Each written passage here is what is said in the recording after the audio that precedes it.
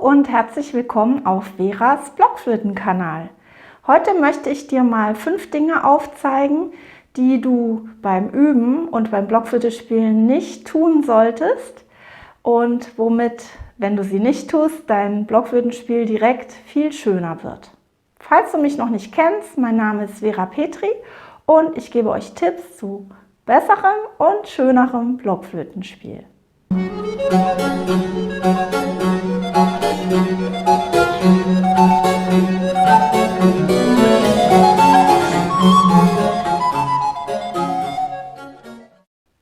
Wenn du Blockflöte spielst und Blockflöte spielen üben möchtest, dann möchtest du natürlich das beste Resultat da rausholen und du möchtest so schön und so gut wie möglich spielen.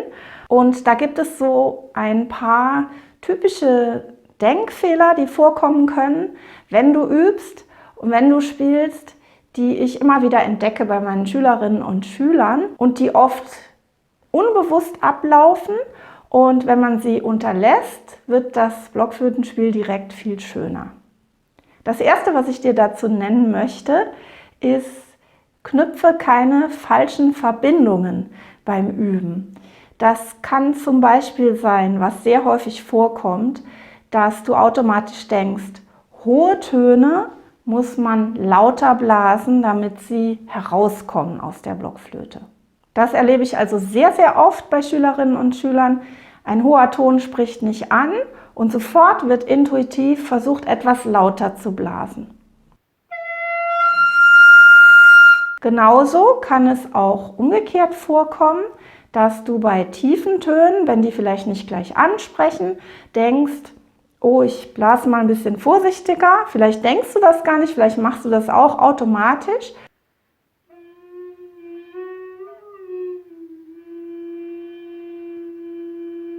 Damit der tiefe Ton eben herauskommt. Dem liegt also eigentlich die Annahme zugrunde, dass du zu laut geblasen hast, zu fest geblasen hast und er deshalb nicht anspricht. Dabei ist es ja eigentlich genau umgekehrt. Unsere hohen Töne, die sehr hohen Töne, also die Töne bei der Blockflöte, bei denen der Daumen geknickt ist, die überblasenen Töne, gerade diese Töne brauchen wenig Luft. Du musst die Luft nur schneller blasen.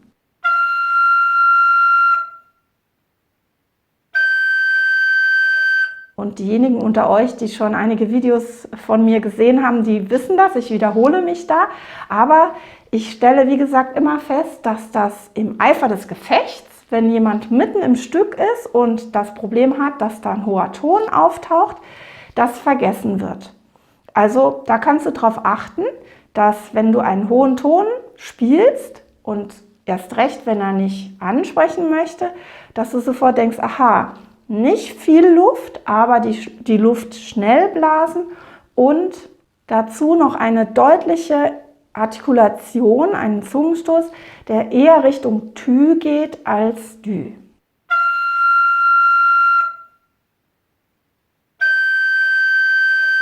Genauso ist es also umgekehrt bei den tiefen Tönen. Da solltest du immer versuchen, voll zu blasen mit einer langsamen Luft, aber eben mit einer sehr weiten inneren Mundstellung und der tiefe Ton kann viel Luft gebrauchen.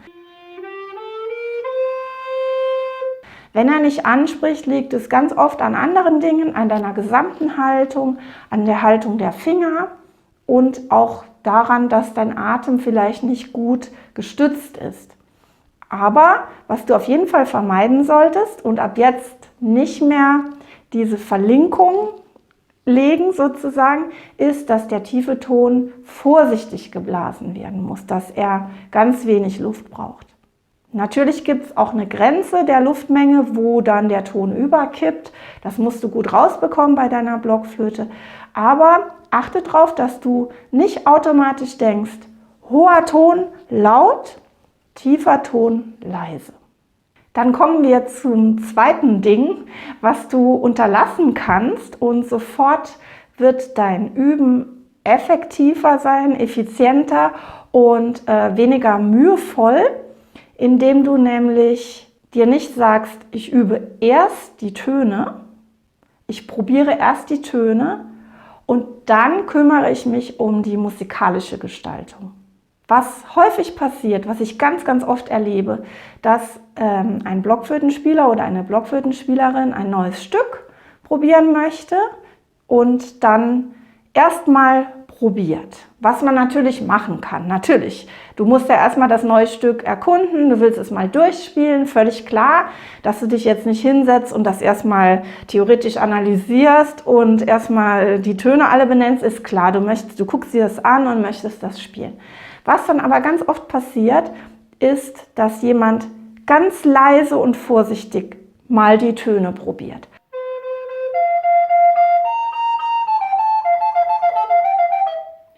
Also ohne vorher richtig gut einzuatmen, richtig tief und gestützt und auch ohne darauf zu achten, wie klingt das denn musikalisch. Natürlich kennst du das Stück dann noch nicht, aber du kannst vom ersten Ton an hinhören, was du da spielst und vor allem versuchen, einen schönen Ton zu blasen, also jeden einzelnen Ton qualitativ gut zu blasen. Denn erstens mal klappt dann verrückterweise auch die Technik besser. Wenn du vom ersten Ton an versuchst, schön zu spielen, dann wird auch eine Stelle, die du noch nicht kennst und sogar vielleicht eine schwierige Stelle, tendenziell besser klappen. Die Wahrscheinlichkeit ist dann einfach viel größer. Und es gibt keinen logischen Grund, warum du eine Stelle erstmal mit schlechter Tonqualität oder nicht gestütztem Atem oder eben ganz leise probieren solltest, um es danach dann richtig zu spielen.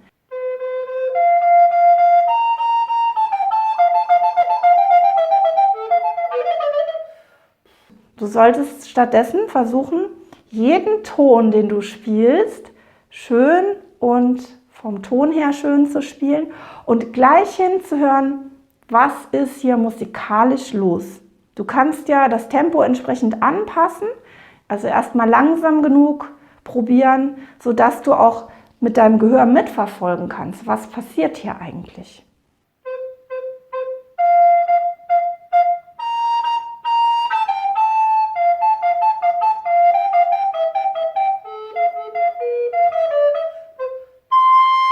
Dann ist es auch nicht schlimm, wenn du beim ersten Durchgang ein paar Fehler spielst, aber du hast direkt Musik gemacht. Und spätestens beim zweiten, dritten, vierten Durchspielen solltest du gucken, wie kann ich da artikulieren, wo sind die Sprünge, wo sind die Tonschritte, wo würde ich eher hart artikulieren, eher mit einem Tü, wo würde ich eher mit einem Dü artikulieren. Und verschiebe das eben nicht nach hinten und sag dir, ja, ich übe das jetzt erstmal, ich spiele das jetzt erstmal und dann füge ich das im Nachhinein hinzu. Denn alles, was du auch nur einmal durchgespielt hast oder gar 3-, 4-mal durchgespielt hast, ohne zum Beispiel Artikulation oder schon mal Richtung Phrasierung zu denken, das prägt sich in deinem Gedächtnis ein, in deinem Gehirn. Und das hast du dann sozusagen geübt schon. Du hast dann quasi nur Technik geübt, aber auch nur Fingertechnik meistens, denn du hast nicht die Atemtechnik eingesetzt. Und du hast wirklich versucht, Töne zu fressen, sage ich mal. Und mach es stattdessen anders. Versuch gleich musikalische Gestaltung mit einzuziehen. Phrasierung, Artikulation, gute Tonqualität. Und du wirst nichts verlieren, im Gegenteil, du wirst profitieren, denn dann wird dein Blockflötenstück viel eher richtig gut und richtig schön klingen. Es ist außerdem so, ich habe das ja eben schon mal angedeutet, wenn man gleich musikalisch übt, klappt auch die Technik besser. Und wenn man in der Technik gleich beim Üben versucht, wenige Fehler zu machen und das Tempo entsprechend langsam erstmal nimmt, dann hat man auch gleich den musikalischen Zusammenhang besser erfasst. Damit zusammen hängt jetzt auch das dritte, was ich dir ans Herz legen möchte, was du anders machen kannst beim Üben, zumindest was viele Spielerinnen und Spieler anders machen können, denn das erlebe ich auch oft, dass das passiert, nämlich das ganze Stück von vorne bis hinten üben. Und das heißt für viele in der Praxis oft durchspielen. Also das ganze Stück durchspielen und das ist natürlich auch angebracht, das ist oft wichtig, das muss man auch machen, aber auf keinen Fall nur. Was du also gleich tun solltest, wenn du es auch nur das erste Mal durchspielst, merke gleich, das merkst du ja sowieso, wo sind extra schwierige Stellen und dass du diese extra schwierigen Stellen herausnimmst und einzeln übst. Das klingt jetzt erstmal selbstverständlich, das denkst du dir vielleicht auch, aber ich erlebe auch das oft, dass viele dann sagen, ja, die Stelle muss ich noch einzeln üben, aber wann, das steht dann oft in den Sternen, beziehungsweise im Unterricht mache ich das dann mit den Schülerinnen und Schülern und zu Hause vergeht dann so ein bisschen die Motivation, das wirklich so durchzuziehen. Dabei kann ich dir garantieren, wenn du eine schwierige Stelle einzeln rausnimmst und nicht einfach bei jedem Durchgang drüber wegspielst,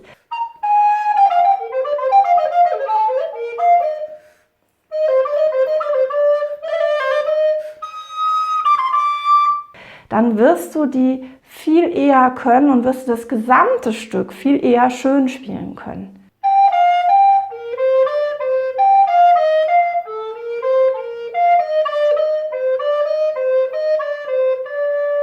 Es ist nämlich so, dass alles, was du übst, sich einprägt, wie vorhin schon erwähnt. Also du kannst eigentlich nichts ungestraft sozusagen spielen, denn alles merkt sich dein Gehirn und alles ist dann irgendwo drin.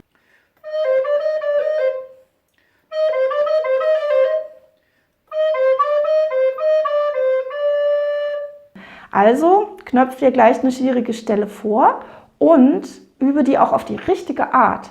Das heißt, auch diese vielleicht komplexe, schwierige Stelle über mehrere Takte oder jedenfalls mehrere Figuren, übe die zum Beispiel von hinten nach vorne. Nimm ein kleines Stück vom Ende und übe das mal richtig gut.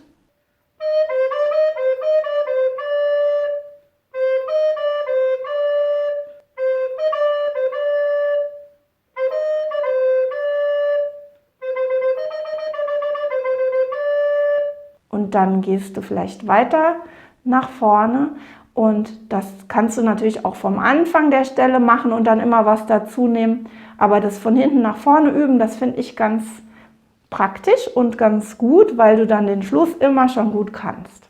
Das motiviert etwas mehr. Dann kommen wir gleich zum 4. Punkt und der hat sehr eng zu tun mit dem 3. Punkt, nämlich mit diesem Üben der einzelnen Stellen. Da gibt es so bestimmte Ausreden, die ich immer wieder höre und die ich ganz süß finde und die aber leider nicht viel bringen. Und da muss ich dann leider oft etwas desillusionieren. Nämlich, dass Spielerinnen oder Spieler sagen, ja, die Stelle, diese schwierige Stelle, die kann ich nicht einzeln üben. Warte, ich fange weiter vorne an, ich muss irgendwie den Teil nochmal spielen. Zum Beispiel. Und das kann sogar sein, dass die Stelle mal im Zusammenhang mit einem längeren Stück klappt. Aber die Stelle muss eigentlich immer klappen, sonst klappt sie halt noch nicht. Und das ist eine Illusion zu denken, ich kann die Stelle zwar nicht, wenn ich bei der Stelle anfange zu üben, da geht die irgendwie schief, aber ich kann es ja, wenn ich von vorne anfange oder wenn ich bei dem Teil anfange. Also da ist sozusagen was faul und da solltest du dir nicht selber was vormachen. Wenn man eine Stelle wirklich kann, dann kann man die von jedem Punkt an spielen. Das heißt, geh nochmal zurück zu Punkt 3 und sag dir, okay, keine Ausreden für so eine schwierige Stelle. Dann gibt es noch eine Ausrede, die erstmal verrückt klingt, die auch in die Richtung geht, nämlich, dass Leute oft sagen, ich kann die Stelle nur schnell. Und das ist so ein bisschen Zufallsprinzip, die wird manchmal schnell klappen, aber garantiert nicht immer, wenn es dir im langsamen Tempo nicht gelingt, die Stelle zu spielen. Also es ist wirklich ganz einfach, wenn du die Stelle nicht langsam fehlerfrei hinbekommst, dann ist es keine Ausrede, dann musst du sie langsam fehlerfrei üben. Und dann dir vorzumachen, ja, im schnellen Tempo kann ich das ist leider nicht so hilfreich. Dann natürlich der Klassiker an Ausreden, und das ist wirklich ganz süß und harmlos, aber das sind ja Ausreden, die du dir selbst einredest. Das sind ja nicht Ausreden, die du im Unterricht bei mir dann gebrauchst, sondern das ist ja ehrlich gemeint, dass Spielerinnen oder Spieler sagen, sonst hat die Stelle immer geklappt oder gestern hat sie noch geklappt. Und natürlich kann es sein, wenn jemand im Unterricht ist zum Beispiel oder einen Auftritt hat, dass eine Stelle nicht klappt, weil es extra spannend ist, weil man nervös ist, ja, weil du vielleicht es extra gut machen willst. Aber es ist leider auch so, du kannst eine Stelle erst so richtig hundertprozentig, wenn du sie quasi immer richtig kannst. Und das heißt jetzt nicht, dass du keine Fehler machen darfst, zum Beispiel gerade in einer Auftrittssituation, um Gottes Willen, aber halt dich selber eben nicht zum Narren, sondern sag dir, okay, wenn es heute nicht klappt, vielleicht auch zu Hause, und es hat gestern geklappt, dann übe ich die Stelle doch nochmal genauer und besser. Dann kommen wir schon zum 5. und letzten Ding, was du nicht mehr tun solltest, um dir dein Blockflötenleben zu erleichtern. Und das ist so ein bisschen eine psychologische Sache eigentlich, nämlich, dass du aufhören solltest, damit dich verunsichern zu lassen, dich vielleicht sogar einschüchtern zu lassen und natürlich dich zu sehr zu vergleichen mit anderen. Gerade im Blockflötenensemble zum Beispiel gibt es so bestimmte Gruppendynamiken und da kann es schon mal passieren, dass du dich verunsichern lässt, obwohl das eigentlich gar keine Berechtigung hat. Also die hat es ja eigentlich nie, aber da kann es schon mal passieren, dass du zum Beispiel als Neuling in so ein Ensemble reinkommst und das ist so eine eingeschworene Gemeinschaft. Das muss nicht so sein, manchmal wird man ja auch super freundlich und offen empfangen, aber es kann sein, dass in so einem Ensemble zum Beispiel die anderen schon jahrelang zusammenspielen und es bestimmte Flötentypen gibt, zum Beispiel, die da benutzt werden. Meinetwegen alle spielen nur mit einem Rössler-Quartettsatz oder Huber, was auch immer, und du kommst da mit einer schönen Mollenhauer Denner an zum Beispiel und dann kannst du schon mal schnell das Gefühl bekommen, du machst es falsch oder du passt da nicht rein. Und auch vom Spielniveau her kann es manchmal sein, dass du das Gefühl bekommst, oh, die sind schon so gut miteinander, die sind so aufeinander eingespielt, da kommst du nicht mit.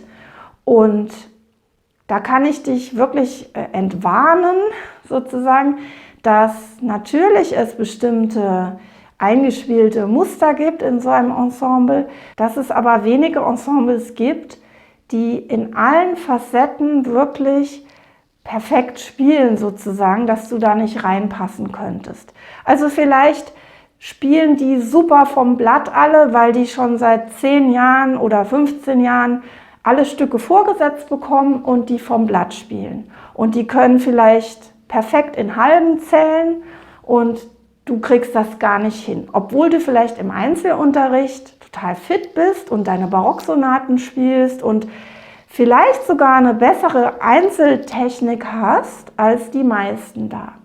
Dann lass dich nicht raushauen, geh es an, sei offen für die Tipps, die dir vielleicht gegeben werden können und versuche diese Fertigkeiten, die dort trainiert wurden in dem Ensemble, nochmal für dich zu trainieren. Also zum Beispiel regelmäßig vom Blatt zu spielen oder dir nochmal anzuschauen, wie kriege ich es hin, gut in Halben zu zählen statt in Vierteln.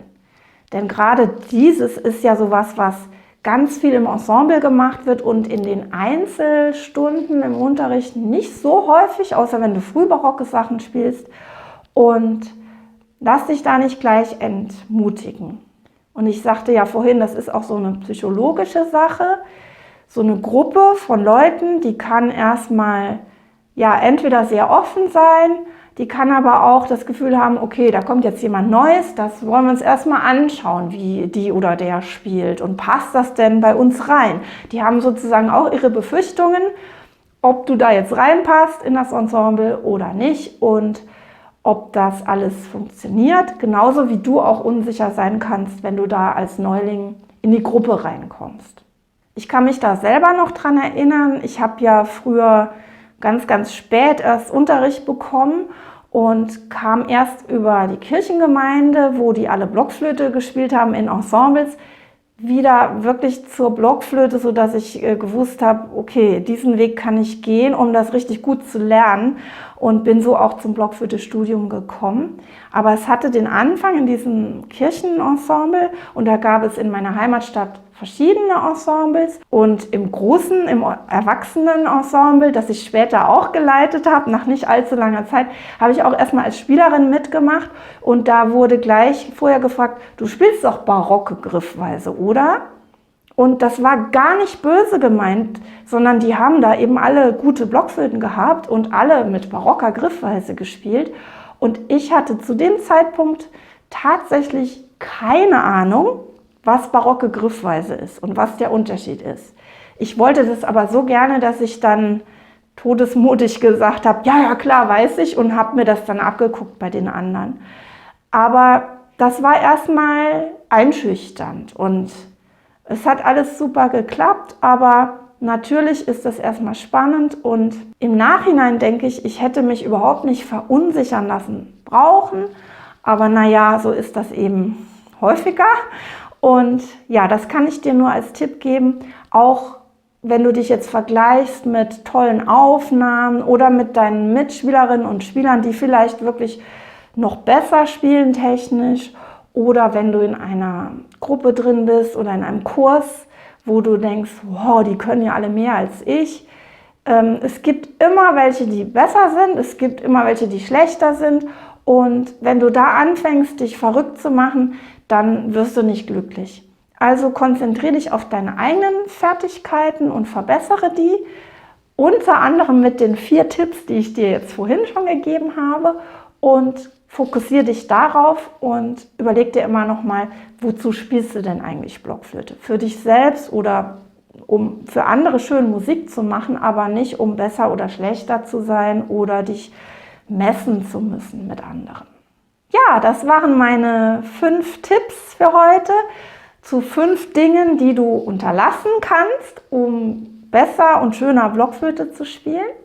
Ich bin gespannt, ob das bei dir auf Resonanz gestoßen ist. Dann schreib mir doch gerne mal in die Kommentare hier unter dem Video. Und wenn dir das Video gefallen hat, freue ich mich natürlich über einen Daumen hoch. Jetzt noch ein bisschen Werbung in eigener Sache. Abgesehen davon, dass du natürlich gerne meinen Kanal abonnieren kannst und mein Newsletter, ist es auch so, dass im kommenden Jahr, also in 2023, mein erster Online-Blockflötenkurs herauskommt mit dem Namen Blockflöte Next Level. Und dieser Kurs ist dazu da, dass du dein Blockflötenspiel, wenn du fortgeschrittener Spieler bist oder fortgeschrittene Spielerin, auf welchem Niveau auch immer, also von leicht fortgeschritten bis sehr fortgeschritten, ganz grundsätzlich verbessern kannst und verschönern kannst, auch wenn du jede Woche irgendwo Unterricht hast und auch wenn du völlig autodidaktisch zugange bist. Und ja, dieser Kurs kommt demnächst heraus, und wenn du nichts verpassen möchtest über die Details und die Ankündigung, dann ist es super, wenn du, wie gesagt, mein Newsletter abonnierst. Und ich denke, für viele, viele von euch kann dieser Kurs äußerst interessant sein. Ja, dann bedanke ich mich mal wieder fürs Zuhören und verabschiede mich bis nächsten Freitag. Tschüss!